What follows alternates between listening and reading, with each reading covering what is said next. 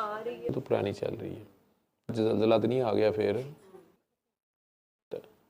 मतलब तो एक जगह पे तो पता ही नहीं होता ही है साढ़े को बंदा नहीं ठीक हो कभी भी नहीं करेगी, लेकिन आपने मेहनत तो की है। हर एक को कही जाए जी उस नंबर पे करे, कर गई थी। तूने मुझे रो के दिखा दिया ना आज मेरी, जाने मल्टीपल रंग होते।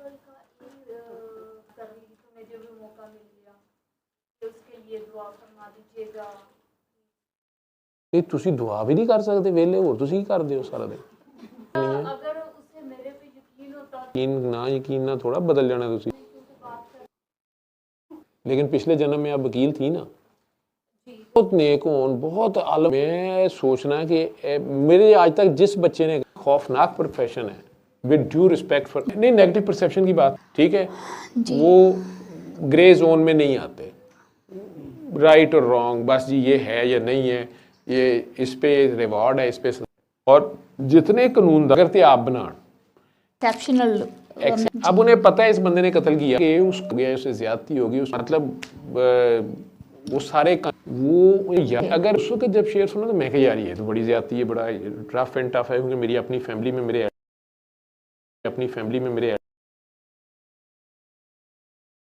मैं यार ये कि यार कायदे आज़म लाए थे, लेकिन वक़्त ने साबित किया कि नज़ीर अकबर, मैं यार ये कि यार कायदे आज़म लाए थे, लेकिन वक़्त ने साबित किया कि नज़ीर अकबर आबादी जड़ा हैगा सी वो बड़ा दूर तक सोचने वाला बंदा सी। डॉक्टर साहब मैं जो भी हूँ अपनी वकालत की वजह से। नहीं आप हैं, मैंने ये नहीं कहा, मैं तो आपसे ये कह रहा हूँ कि मैं उसको बहुत आइडियलाइज करती हूँ, जो मैंने आपको बात कही है वकालत को, कि आपने कानून बनाना है और फिर उसे खुद तोड़ना कैसे है उसके बारे में पहले से नज़र ये रखना है, और लेकिन दूसरों पे वो कानून लगना है, ठीक है, और अगर दूसरों पे लगाना है तो वो फुल लगवा देना है। तो ये माइंडसेट खौफनाक नहीं कर देता आपको? इवन आपकी अपनी फैमिली लाइफ में आप अपने घर वालों के साथ, अपने नेबर, अपने रिश्तेदार, अपने जो भी हैं उनके साथ जब भी आप हम बहुत बामकसद होते हैं, है ना, अपने रिलेशनशिप्स में। आप ये कहना चाह रहे हैं ना, बामकसद होने का मतलब ये है कि हम लोगों को पता होता है कि हमारा टारगेट क्या है। चले वो तो हर बंदा ही अपने टारगेट को तो जानता ही है ना, उस पे करता है। स्पिरिचुअल लाइफ में टारगेट का कोई मकसद नहीं होता, बस जिंदगी जितनी बेमकसद होए उतनी खूबसूरत होती है। स्पिरिचुअल लाइफ में जी पता नहीं, मुझे स्पिरिचुअल लाइफ का नहीं पता। मुझे जो मैं अपने मुताबिक की मैं बात कर रही हूँ, आपकी डिफरेंट है। अल्लाह से शुरू हो गया, अल्लाह पे खत्म जी, लेकिन मैंने तो एक जर्नी तय की है ना, इसलिए मैं ये जानती हूँ कि हम आपसे सीखेंगे स्पिरिचुअलिटी, पूछेंगे किसी दिन कि होती क्या है, किसे कहते हैं, उसका तो मुझे नहीं पता। मतलब वो तो मैं आपसे पूछूंगा। मैं स्पिरिट के वर्ल्ड की का पर्सन नहीं हूँ, आप मुझे ये कह सकते हैं। मैं एक वर्शिपर हूँ, और मतलब स्पिरिचुअलिस्ट जो होता है वो वर्शिपर नहीं होता। जी, मैं तो फिर मतलब जैसे मैं आपको देख रही हूँ तो फिर मैं आपको एडमायर कर रही हूँ, तो ये वर्शिपिंग है, देखना वर्शिपिंग है।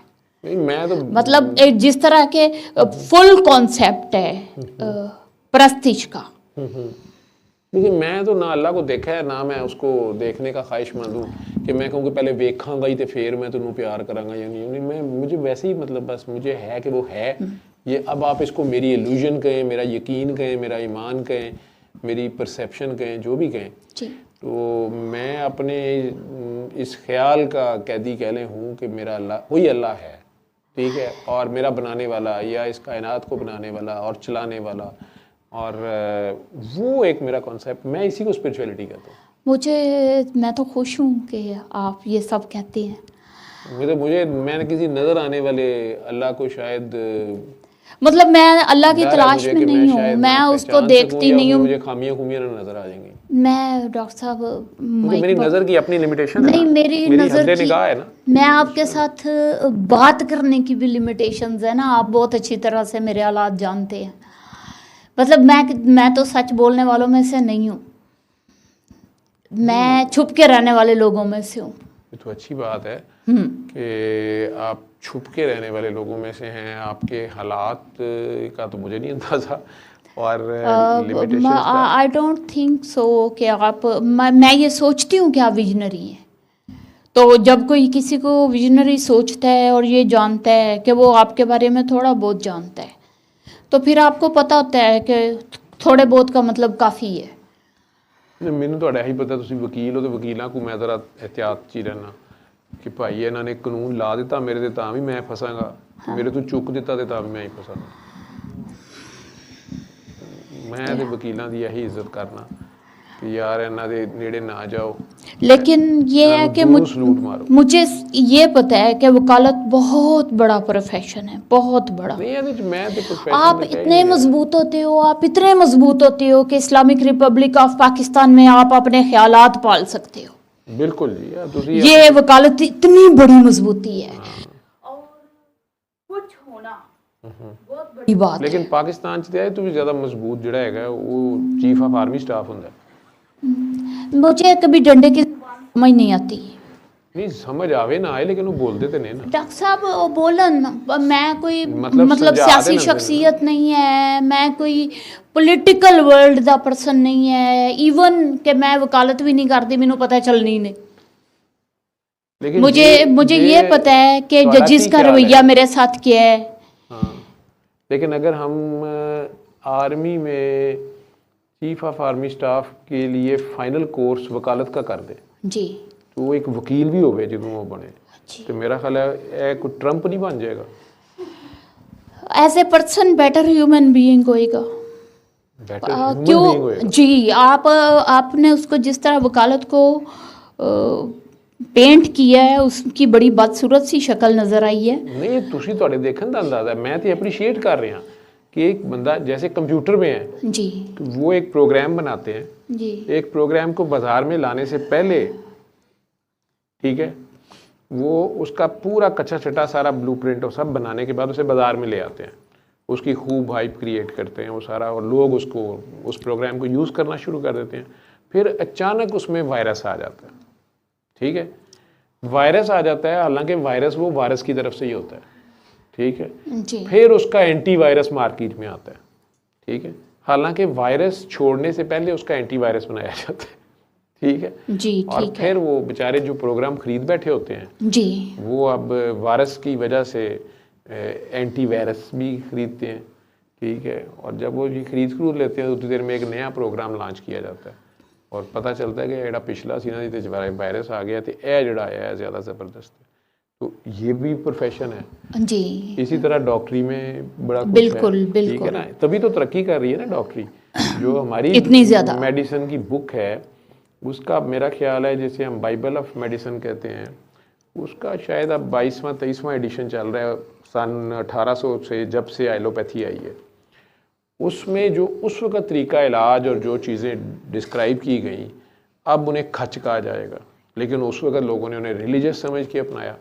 आज से 40 साल पहले जो तरीका इलाज था मुख्तलिफ चीज़ों का, जी, वो उस वक्त अगर आपको नहीं आता था आपका वाइवा फेल कर दिया जाता था या आपको लानत मलामत होती कि तुम्हें ये भी नहीं पता। और आज उस चीज़ को पढ़ता ही नहीं हम में से कोई। 40 साल पहले जो मैंने पढ़ा था उसके ऊपर 6 एडिशन आ चुके हैं और वो चीज़ें ऑब्सलीट हो गई ना। अब पता नहीं वो गलत थी अब वाली गलत है। 6 साल बाद शायद इनकी भी जगह नहीं, बड़ी तेज़ी से आगे सर जाती जा रही है। एक्चुअली सर तो हर प्रोफेशन में है ना, बिजनेस तो हर काम में है ना, आपने सरवाइव जो करना है। नहीं। अच्छा केड़े काम च नहीं गा सर्विस है बेसिकली लाइफ, नहीं गा नहीं लाइफ सर्विस है, बिजनेस नहीं है। अच्छा, तो जब हम सर्विस के नुक्ता नज़र से चीज़ों को देखेंगे तो ऑल टुगेदर डिफरेंट नज़र आएंगी।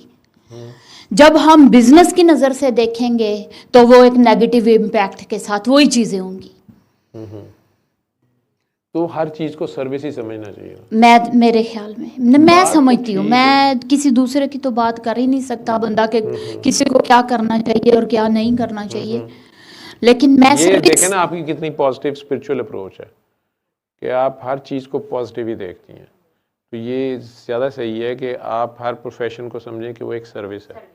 This is right. अप्रोच बिल्कुल डिफरेंट हो जाएगी, मैं डिफरेंटली उसको देख रही होंगी। मैं मतलब वहीं पे जहाँ नेगेटिव होता है साथ ही पॉजिटिव भी बड़ा होता है। हमने पिक क्या करना है एक्चुअली वो हमारी चॉइस होता है। और शायद थोड़ी बहुत आपकी फैमिली भी होता है। नहीं फैमिली छोड़ो, वो जो नेगेटिव पॉजिटिव की आपने बात की है ना, तो जैसे पुरानी फिल्में जब आती थी उनके पहले नेगेटिव होता था फोटोग्राफी की, कैमरा की, फिर उसके पॉजिटिव उसमें रंग शंग भरे जाते थे डार्क रूम में, और फिर उसकी असल पिक्चर सामने आती थी जी। तो इसी तरह उसी चीज़ को देखने के लिए उसके नेगेटिव को ये अप्रोच है, आप जैसी डेवलप करेंगे वैसा ही रिजल्ट आ जाएगा, वैसा रिजल्ट आ जाएगा। और अनफॉर्चुनेटली जन्नत और दोज़ख के कॉन्सेप्ट से कारोबार तो पनपता है, सर्विस नहीं। हाँ वो भी आगे हम कारोबारी हो जाते हैं ना, हमारी थिंकिंग प्लस और माइनस में चली जाती है। बस वो सर्विस जो है वो डिमांडिंग नहीं होती। जन्नत दोज़ख के जो ठेकेदार बनेंगे ना, जी, उनके लिए बिजनेस बन जाएगा ना वो। सर्विस डिमांडिंग नहीं होती ना, तो बाबन आपसे कुछ तलब नहीं करती। हाँ जी, अगर वो सर्विस हो तो ठीक है। Thank you sir. Thank you.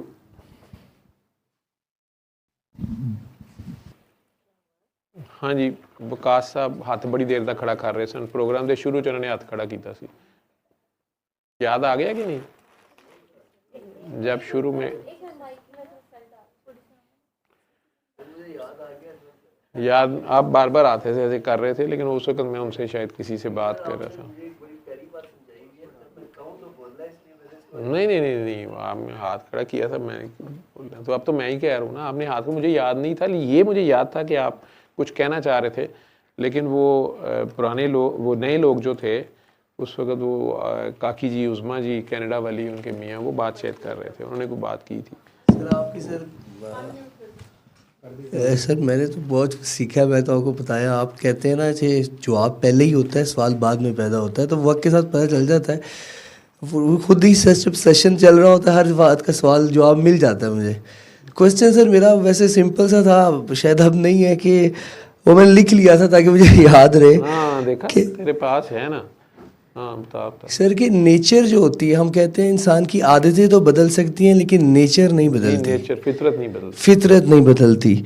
तो सर उसमें ये हो जाता है कि, और दूसरा था कि प्रॉफिट मोहम्मद सल्लल्लाहु अलैहि वसल्लम जो है हम सब के आइडियल हैं, हम सबको ही पता है कि उन्होंने पत्थर खा के दुआएं दी है, जो भी जिस तरह की उनकी जर्नी थी, और यतीम पैदा हुए, जिस तरह मैंने जो फर्स्ट टाइम आपसे सीखी थी बात, वो यही थी कि आपने मुझे कहा था यार, और जब आप मुझे अक्सर कहते हैं कि यार सरकार होते तो क्या करते, ठीक है, लेकिन सर नेचर हर बंदे की डिफरेंट होती है, हम कहते हैं नेचर बदलती भी नहीं है।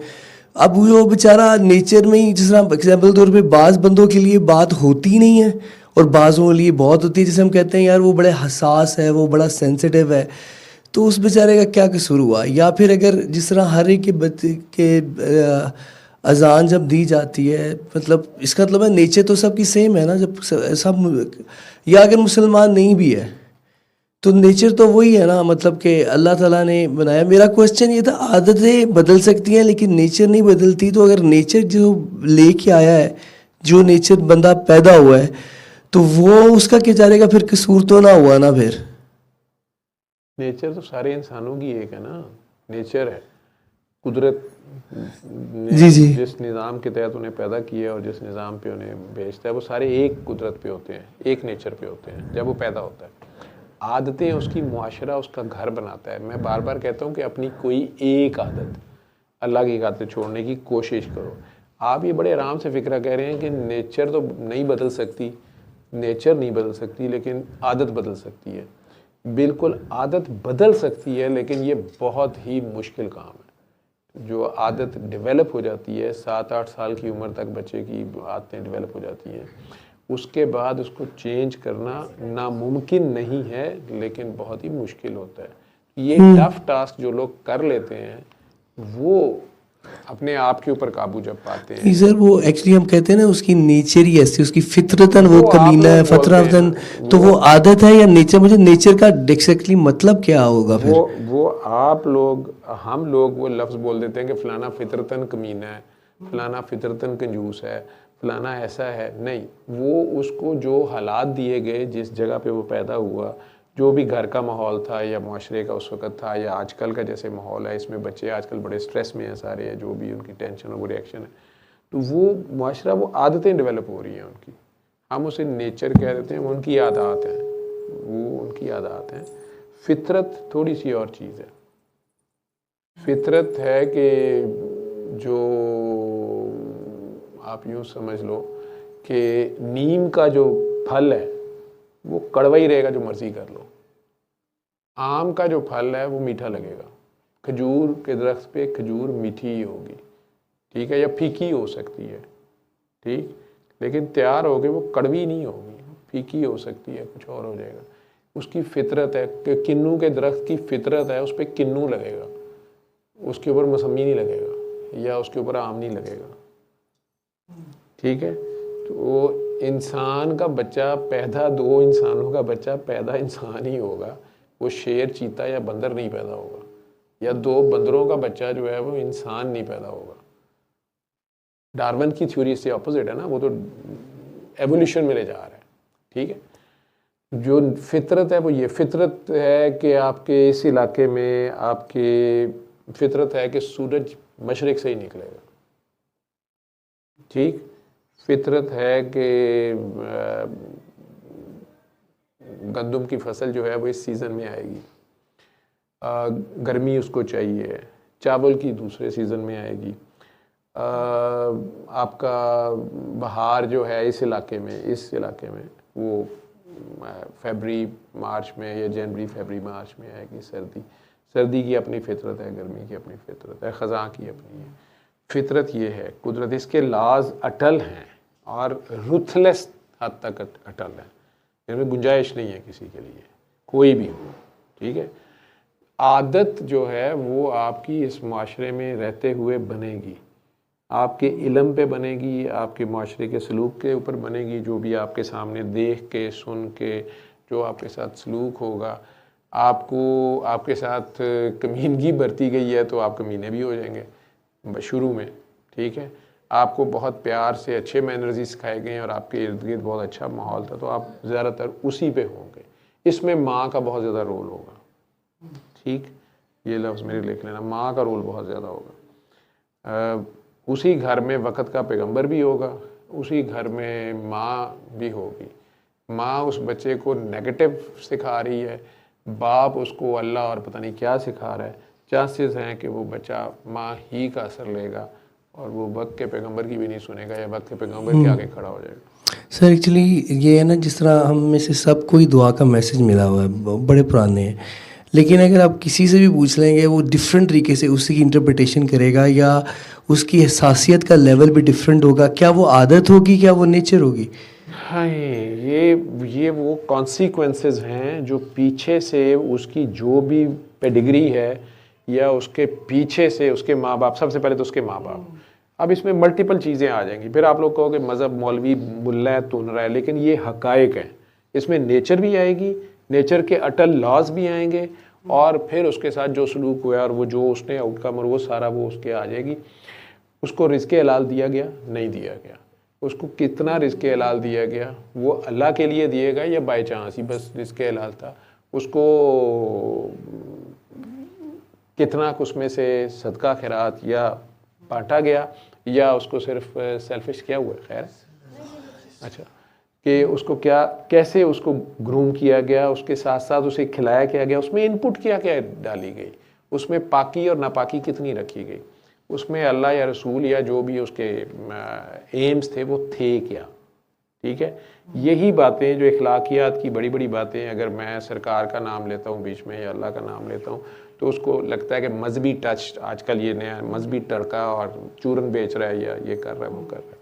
ये खातून जिस तरह बोल रही थी, जो बात कर रही थी, लाइक अ रियल लॉयर, और साथ उसने ज़िंदगी उसने जैसे भी गुजारी हुई है और जितनी टफ़ गुजारी हुई है उसकी हालत बता रही है, तो उसके फिक्स्ड आइडियाज़ हैं, बड़े स्ट्रिक्ट किस्म के आइडिया। उसने ज़िंदगी बिताई है, टफ़ में से गुजरी है, जो भी उसने सही गलत एक अलग बहस है, आपके और मेरे पर्सपेक्टिव अलग है, तो उसमें हम लोग उसका एंगल और है, हम जिसको शायद गलत कह रहे हो वो उसको शायद जायज़ कह रही हो, ठीक है, हम जिसे नाजायज़ कह रहे हो उसको वो नज़रिया ज़रूरत कह रही हो, कामानीन को करते हैं ना मॉडिफाई, वही करते हैं ना वो। मुझे आज पता नहीं पीरज़ादा साहब बहुत याद आ रहे हैं। एक होते थे एक तो हफीज़ पीरज़ादा साहब थे, भुट्टो साहब के साथी थे, बाद में पता नहीं इनके एंटी भी हो गए या उनके साथी रहे। और एक शरीफुद्दीन पीरज़ादा साहब थे जो पाकिस्तान की मुतालिया पाकिस्तान पहले 50-60 साल का जब मुतालिया पाकिस्तान है उसमें काफ़ी ज़्यादा उनका माशाल्लाह कंट्रीब्यूशन है। बड़े माने हुए वकील थे और वो आइन की इंटरप्रिटेशन को या कानून को किसी भी चीफ मार्शल एडमिनिस्ट्रेटर के साथ मिल के उसकी इंटरप्रिटेशन आसान करके देते थे उन्हें और वो सारा कुछ करते थे। वो याद आ रहे थे, आई डोंट नो।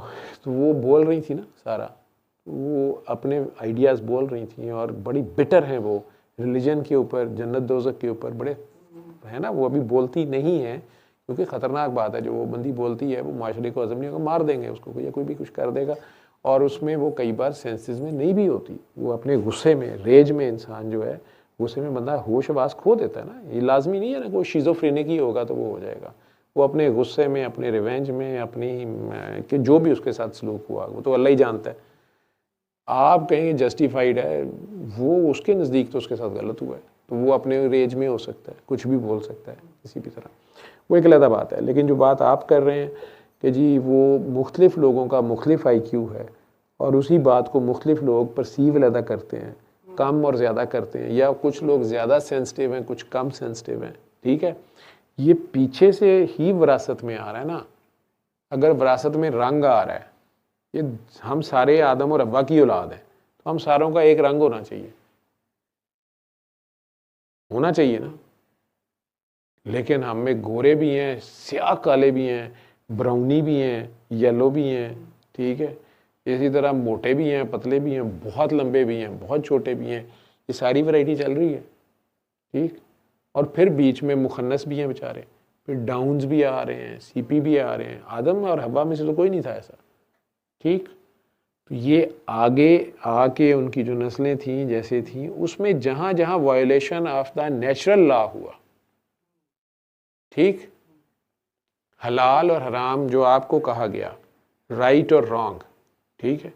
जो हज़रत लूत अलैहिस्सलाम की कौम थी उसका बड़ा सादा सा उनका आर्गूमेंट था कि यार ये की हो जाता है, क्या फ़र्क पड़ता है, ठीक है। लॉ नेचर कह रहे नो।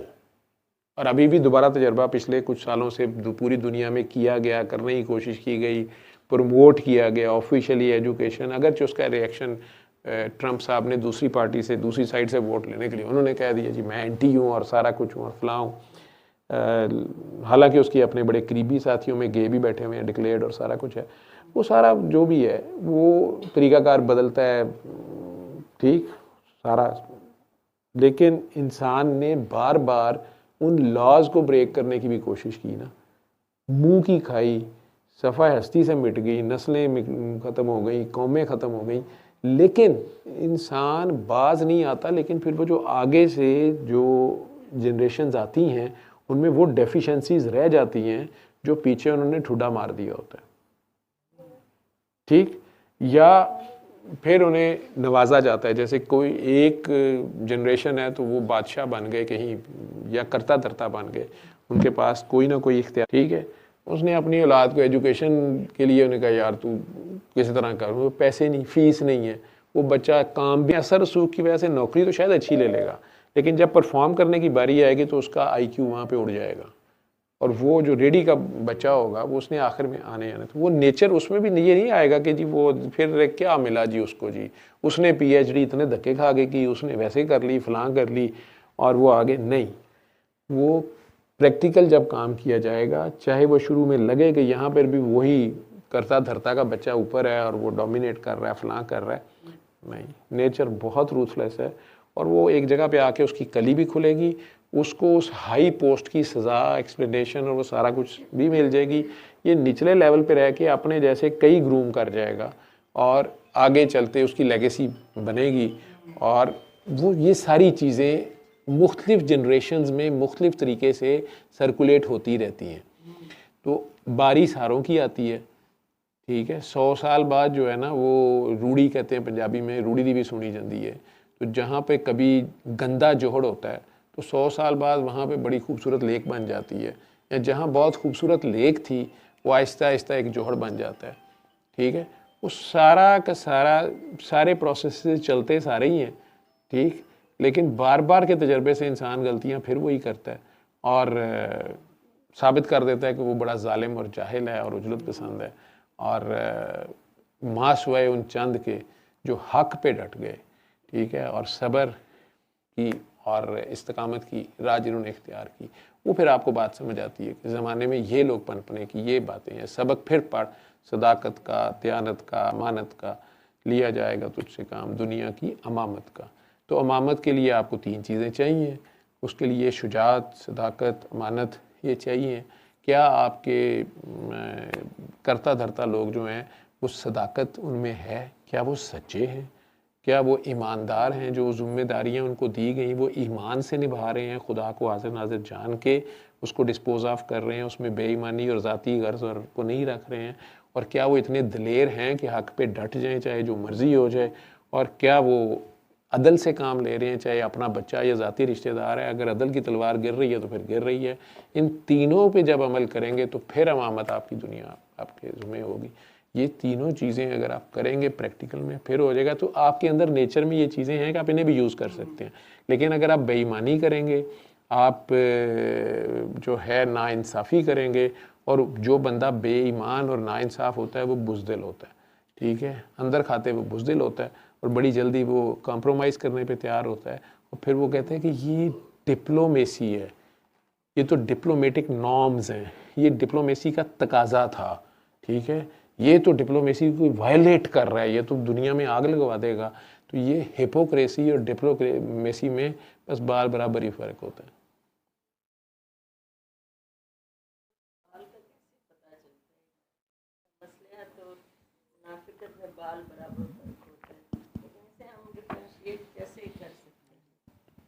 मसलहत और मुनाफिकत में बाल बराबर फ़र्क होता है ना जी, जी बाबा जी की फिक्र है। हाँ जी। तो उसको आप अल्लाह को जब हाजिर नाजिर अगर मान रहे होंगे, ये आपका मसला है। दूसरों की जो है ना मुनाफिकत और मसलहत नापना आपका काम नहीं है, ये आपका काम है, आपके अपने लिए है। जब आपके अपने लिए है और आपका प्राइम टारगेट जो है, आपका मकसद जो है वो सिर्फ अल्लाह है, ठीक है। आपका मकसद अगर सिर्फ ये है कि मेरा अल्लाह नाराज़ ना हो, मैं अल्लाह को वायलेट ना करूं, मेरा अल्लाह नाराज़ ना हो जाए, मैं उसका कानून ना तोड़ूं, मैं अगर आपका वाहिद मकसद सिर्फ ये हो कि अल्लाह नाराज़ ना हो, ठीक है, तो फिर आपसे मुनाफिकत तो नहीं होगी, लेकिन मसलियत से कहीं ना कहीं आपको काम लेना पड़ सकता है, बल्कि अल्लाह भी आपको उस पर लगवा सकता है कि नहीं फिलहाल यहाँ से चले जाओ। बोलना पड़ सकता है या झूठ ना भी बोलो लेकिन सच छुपाना, या तो वो कभी कंफ्यूजन हो जाती है। बिल्कुल 3 ऐसी जगह हैं जिनमें झूठ बोलने की इजाज़त दी गई है और ऐसे सच से पनाह भी मांगी गई है, ये रोका भी गया है। जिससे फसाद हो रहा हो, मियाँ बीवी की लड़ाई है, उसको ख़त्म करने के लिए, उनमें सुलह करवाने के लिए आपको झूठ बोलना पड़ जाता है, तो सच छुपाना भी पड़ जाता है, तो खैर है। इसी तरह आपको अपनी जान बचाने के लिए अगर मजहबी कोई आप ड्यूटी पे हैं और उसमें आपके मज़हब की बेस पे आपकी जान जा रही है और आप अल्लाह की खातिर वो करते हैं, तो वहाँ आपको अपना इवन मज़हब भी छुपाना पड़ता है या आपको कुछ भी करना पड़ता है, झूठ बोलना पड़ता है, आपको इजाज़त दी गई है। नुकसान ना हो हम कर सकते हैं, मकसद आपका अल्लाह हो। एक जजीरे पे रह, ये गया अल्लाह का नाम लेवा, ठीक है, और सारे ही जो हैं वो कहते हैं जे कोई अल्लाह का नाम लें, अल्लाह नू मार दियो, तो वो कहता है जी मैं या मैनू मार दियो, तो एक भी गया, ठीक है। तो अगर उसे मसलियत का तकाजा ये है कि फ़िलहाल वो अपने को छुपा ले और अपने प्रैक्टिकल में वो पॉजिटिव रहे, ठीक है, हो सकता है वो 1 से 2 और 2 से 4 हो, ठीक है, और वो उस थ्योरी को आगे कर सके। नहीं तो अल्लाह कई बार ऐसे लोगों को सुला देता है, साबिक़ कहफ, ठीक है, वो वक्त जब गुजरता है तो आते हैं तो आगे ज़माना बदला हुआ होता है, तो उसकी अपनी हिकमत का भी कोई खेल होता है ना। कई बार किसी जगह पे वो नहीं चेंज चाह रहा होता, हमें लग रहा होता है या आप चाह रहे होते हैं कि यार ये होना चाहिए, हमारे भी यहाँ ऐसे होना चाहिए, उसकी अपनी को मसलियत का तकाजा होता है। तो वो उन अच्छी नीयत वालों को उसने पकड़ के सुला दिया और जब वो वापस आए तो उन्होंने देखा कि वसीले वसूले उसे तो नहीं चाहिए थे, लोग बदल गए हुए थे और लोग अल्लाह की राह पे थे जो वो चाहते थे। अल्लाह ने उन्हें भी दिखा दिया कि मुझे कोई मसला नहीं है, मैं किसी का भी मुताज नहीं हूँ, लेकिन जो उसका अपना गेम प्लान है चलना उसने उसी पे है, ठीक है। तो जहाँ तक मसलियत और मुनाफिकत है, ये हमने फैसला करना होता है, हम अल्लाह की खातिर, क्योंकि अल्लाह हमें पता होता है कि अंदर वो देख रहा है, उसके साथ झूठ नहीं बोला जा सकता। वो हमारी नज़र की, हमारी ख्याल की जो मुनाफकत है उसे भी जानता है। उसने देखना ही हमारा ख्याल है, जी हमारी नीयत, ठीक है ना। उसमें हमारी मसलियत थी या मुनाफकत थी। उसमें आप देखें ना कि नबी करीम सल्लल्लाहु अलैहि वसल्लम नहीं जज कर रहे थे ना, वो जजमेंटल नहीं हो रहे थे, तो उन्होंने कभी किसी को नहीं कहा कि ये मुनाफिक है। वो अल्लाह ने उन्हें खबर दी, अल्लाह ने अगर उन्हें कहा और उन्हें बता दिया और वार्न किया कि यार यहाँ से बचो या इन लोगों से बचो या इस जगह पे इस चीज़ का खतरा है, इस घाटी में अब इन्होंने ये प्लान किया, या आगे का भी बता दिया, जो अल्लाह उन्हें अपने अपने बंदे को बताता है अल्लाह। जी तो वो उन्होंने ज़रूर इंफॉर्मेशन दी चंद दोस्तों को, और एक को हज़रत साहबी जो एक थे उन्हें उसमें जैसे कह लें कि अपना यूँ कह लें कि राजदार बनाया, और बाकी 2-3 को उस वक़्त वो जो ग़ज़वा तबूक से आई थिंक वापस आ रहे थे उन्हें गाइड भी किया कि इस जगह पे ये ख़तरा है और यहाँ पे तुम दोनों ने मेरे साथ रहना है, और फ़लाँ फ़लाँ बंदा जो है इन्हें किसी सूरत नहीं अंदर आने देना, और सारी, लेकिन वो सारी अल्लाह की खबर से था ना। उसके बावजूद वो बंदे बाद में भी मदीना में रहे, उनके साथ ही रहे, उन्होंने उन्हें मदीना बदर तो नहीं किया, ठीक है। और अल्लाह की भी मसलियत का ये तकाज़ा था, हालांकि मुनाफिक के नसीबे में हिदायत भी नहीं है, ये भी नहीं था, ठीक है। लेकिन अब पता नहीं वो सरकार दो आलम की ऐसी हयात थी कि वो उन्हें शर्मिंदा नहीं करना चाहते थे, या अल्लाह की अपनी क्या मसलियत थी कि इवन देन वो रहे, और बाद में फिर फसाद भी सारा उधर से हुआ। ये उसका अपना खेल। तो वो उसने रखने हैं ना ये बंदे भी, शैतान भी उसने खुद ही छोड़ा हुआ है, तो मुनाफिक भी उसने छोड़े हुए हैं, वो तो चलता है फिर काम। ठीक है जी। निदा कहती है शुक्र है अकला नहीं तो मौजा ही मौजा। अच्छा काके को अकल दे देना। किस चीज का तीसरा जी? हाँ जंग में आप जैसे मर्जी आप जो, ये तो बड़ी मशहूर सरकार की हदीस है शायद, या वही सुलह मियाँ बीवी की पर्टिकुलरली सुलह कराने की, वो जंग है। जंग के अंदर आप दुश्मन को धोखा देने के लिए आप कह सकते हैं कि हमारे पास तो एटम बॉम्ब नहीं, हमारे पास तो हाइड्रोजन बॉम्ब भी हैं, बल्कि हमारे पास तो छोटा एडिशन आ गए, हम बिल्कुल एक छोटे छोटे जो है हमारे पास बटवानी बॉम्ब है, उन्होंने की पता बटवानी बॉम्ब की गए, ठीक है छड़ दो। मुशर्रफ साहब के दौर में ये पता नहीं है, अभी गप मार रहा हूँ मैं, तो बहुत ज़्यादा डर था बुश वगैरह से, वो बाज नहीं आ रहे थे, पागल हो गए हुए थे। 9/11 वाले ड्रामे के बाद भी उन्होंने जब इन्हें प्रेशराइज किया कि नहीं हमें अड्डा चाहिए, ये चाहिए, वो चाहिए, तो वो जो भी मसलियत थी या नहीं थी, जो भी था, लेकिन ठीक है उन्होंने नारा लगाया कि सबसे पहले पाकिस्तान। तो उन्होंने पाकिस्तान के मफाद को देखते हुए शायद बलूचिस्तान की साइड पे कोई अड्डा दिया भी गया, जो भी था सारी शराइत मान ली गई, जो बाद में रिकॉर्ड में आया भी कि जी उन्होंने भी कहा जी हम तो हैरान हो गए कि इतनी जल्दी मान गए हैं, डर गए हैं, हम तो ये एक्सपेक्ट नहीं कर रहे थे, फलाना था ढींगड़ा था। लेकिन साल 2 साल बाद शायद, या मतलब वो अब बाज नहीं, उनकी डू मोर मज़ीद वो बाजू मरोड़ रहे थे और मज़ीद वो पंगे डाली जा रहे थे कि नहीं जी ये भी करो, फरमाइशें उनकी अजीबो गरीब थी। अब आप किस हद तक जा सकते थे, क्योंकि पर्पस तो उनका कोई और था, जिस तरह उन्होंने उसके साथ किया था वहाँ पे इराक़ में सदाम के साथ, वो वेपन्स ऑफ मैस डिस्ट्रक्शन आज तक निकले तो नहीं है ना, तो पेट्रोल ले गए, जो भी दौलत थी ले गए, जो भी कर गए, वो मुल्क तबाह कर गए, जो भी उनका एम था। लेकिन अब इधर भी यही हाल था, तो ये अवॉइड कर रहे थे इस चीज़ को। तो आखिरकार इन्हें किसी ने मशवरा दिया कि इन्होंने इंज नहीं मोड़ना, किसी सियाने ने मशवरा दिया, उन्होंने कहा वो इस तरह करोगे, मतलब एक गुफ्तगू की गई, यानी इस तरह की गुफ्तगू की गई कि कांग्रेचुलेशंस प्रेसिडेंट, वो अब हाई लेवल की गुफ्तगू हो रही है, जिसको वो टेप कर रहे हैं, वो टेप कर रहे थे। उनका ख्याल था कि बहुत हाई लेवल की गुफ्तगू है, टेप हो रही है, उसमें वो एक दूसरे को मुबारकबाद दी जा रही थी कि छोटे एडिशन के एटम बम बन गए हैं, मतलब वो हमने बना लिए हैं। तो 2 बंदे 4 बंदे अपने अपने ब्रीफ केस में मुख्तलिफ पुर्जे रख के, मतलब 2 तू लै गया, 2 मैं लै गया, 2 ए लै गया, वाशिंगटन जाके लैंड किया, वो जाके किते न्यूयॉर्क उतर गया, वो किते फिलाडेल्फिया उतर गया, फिर वो मिल गए कहीं आपस में, ठीक है। ब्रीफ केस में उन्होंने वो असैम्बल कर लिया, असैम्बल करके तो उन्होंने एक खुद कुछ बंबार ही चाहिए ना, नाल आपे भी चला जाएगा, तो उन्हें मोढ़े ते रख के चला देता है डम्मा, ठीक है। अब ये गुफ्तगू हो रही है कि मसला ही कोई नहीं, मतलब ये जाके अमेरिका के अंदर चला देंगे। उसके बाद वो काम शुरू, उन्होंने इधर तो धमकियां देनी बंद की, उन्होंने अपना मसला पै गया। उसके बाद हुआ कि आपका वज़ीर आज़म भी जाता तो कहते हैं भाजी अंडरवियर भी ला के दिखाओ, तुझे कुछ लुकाया तो नहीं है, ठीक है। वो हथियार थी, वो मतलब आपने इतना खौफनाक उन्हें आइडिया दे दिया कि हमने तो जनाब मिनी एडिशन बना ली है, जो जिसके लिए फलाना बम्बार ते फलाना मिसाइल चाहिए ही नहीं, न्यूक्लियर मटीरियल ही थोड़ा चाहिए ना, वो असी बना लिया। कोई ऐसी टेक्नोलॉजी हमारी भी आ गई है कोई, और वो असैम्बल जाके वहाँ करना है, ले के माजिद चला जाएगा, ठीक है। एक अद्धा तुसी लै जाओ पीस, उन्होंने अपना वक्त पै गया, वो ढूंढते ढांढते रहे। वो औखा वेला उन्नी देर हुकूमत बदल गई उत्थे दी, नवा बंदा आंदा फिर नवे सिर तो कहानी शुरू कर दें। अब अल्लाह जाने इसमें कितनी सच्चाई है, झूठ है, क्या है।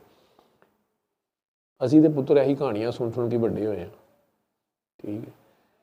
हमेशा पाकिस्तान जिहड़ा है वो मुश्किल हालात कि ना नाजुक मोड़ के उत्ते हुंदा है, ते वो अज तक वो मोड़ मुड़े नहीं असी, ठीक है। या सड़क ही एडी खौफनाक, ये हर मोड़ ही नाजुक है, ठीक है। तो वसी तर मुफाद हुंदा है, ठीक है। वो मुफाद भी अजे तक पूरा नहीं होया जिहदा भी सी, लेकिन अल्लाह का शुक्र है मुल्क टुरी जा रहा है, ठीक है। हालांकि उत्थे ही खलोता है जिथे है, जिते जो मर्जी नक्शा अज तो 50 साल पहले अल्लाह कर लो, हूँ कर लो, उत्थे ही है पाकिस्तान जिथे सी। तो एवं किसी ने नहीं कहा कि ये चमन यूं ही रहेगा और हज़ारों जानवर सब अपनी अपनी बकवास करके दफा हो जाएंगे। इसलिए देना साढ़े गांव में हमारे है ना, वो ये फार्मूला, मतलब ये मुहावरा, पता नहीं आपके गांव में पंजाबी में बोला जाता है कि नहीं बोला जाता, कि ख़वातीन भी लड़े तो तब भी कहते हैं, या सरकास्टिकली या टॉन्ट करने के लिए एक दूसरे को, मर्द भी कहते हैं कई बारी, तू तो यार साड़ी भी माँ निकली है, तू तो मेरी भी माँ निकली है। ये सुना हुआ आप लोगों ने मुहावरा?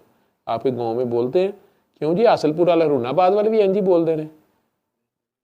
तो नहीं पता, तू बहुत ही सेफ खेड रहा पुत्र, तू एजेंसियां का ही लगना पे, मैंने स्पैशल ब्रांच का लगना शायद। अच्छा, तो वो यह बोलते हैं, ठीक है, यार तू तो साड़ी भी माँ निकल आई है तू, ठीक। तो अब मर्द हज़रात ने गुस्से में थोड़ा सा चेंज किया कि कहते तू तो साड़ा भी प्यू निकला है, लेकिन प्यू कहने बड़ी मसला बनता है, फिर वापस माँ ते आ जाते हैं, ठीक है। मैं भाई तू तो सारे की माँ निकल आई है। ये मुहावरे अब ये बड़ी हो गई है, अब लोग फ़ख्र से कह देते हैं जी मैं आप सबकी माँ हूँ, या ऐसे चेंज है ना, ज़माने में चेंज आ गई है। तो मतलब उसी चीज़ पे जिसको पहले सार्कास्टिक कहा जाता था, या शर्म महसूस की जाती थी, या लड़ाई हो जाती थी, ठीक है, कि बीबियाँ लड़दी पे, उन्हें कहा तू तो साड़ी भी माँ है, उन्हें कहा मैं तेरा प्यू कढ़ लिया, कि तेरे भरा नूं छेड़िया मैं, तो इस तरह लड़ाई हो जाती थी गाँव में, या कुछ कि तू है क्यों किया है। हम छोटे होते थे बड़े परेशान होना कि यार उसने माँ ही कह दी, चढ़ी की लड़ने वाली गल है, तू साड़ी भी माँ निकल आई है। लेकिन अब वही बात फ़ख्र से, मतलब बंदा कहते हैं, कई लोग कहते हैं, हालांकि अल्लाह एक किस्म की माँ वाला प्यार तो अल्लाह ही कर सकता है सबसे, लेकिन कई लोगों में ऐसी खुदाई सूरत हाल होती है, या वो सिफ़ात वो अपने आप में समझते हैं कि वो क्लेम कर लेते हैं, कहते हैं कि जी हम हैं, सबकी माँ हैं, हम ऐसे हैं, पी सकते हैं, ठीक है।